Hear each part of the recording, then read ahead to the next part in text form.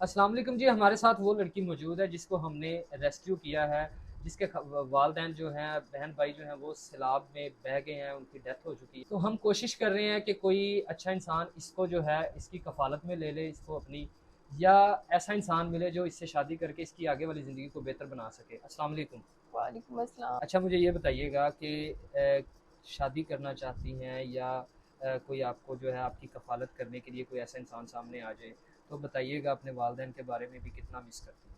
अपने माँ-बाप को और बहन-भाइयों को तो बहुत ज़्यादा याद करती हूँ कि ये जो वाक़या था ये कभी भूला नहीं जा सकता। ये मेरी ज़िंदगी का बहुत ख़तरनाक और तरीन मेरी ज़िंदगी के साथ ये हादसा हुआ, क्योंकि जिसमें मेरा पूरा ख़ानदान चला गया सैलाब में, तो ये मैं कभी भूल नहीं सकती। अब मैं आपके पास आई हूँ कि आप मेरी किसी अच्छी जगह शादी करवा दें या आप मुझे किसी की कफ़ालत में दे दें। जो आपको बेहतर लगता है आप वो कर दें।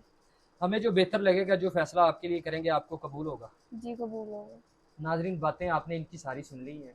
अगर कोई अच्छा इंसान इसको अपनी कफ़ालत में लेना चाहता है, या कोई ऐसा शख्स जो इनको इज़्ज़त देना चाहे, इनसे शादी करना चाहता है, तो दिए गए नंबर पर राब्ता ज़रूर कीजिए। मुझे दीजिए इजाज़त। अल्लाह निगहबान।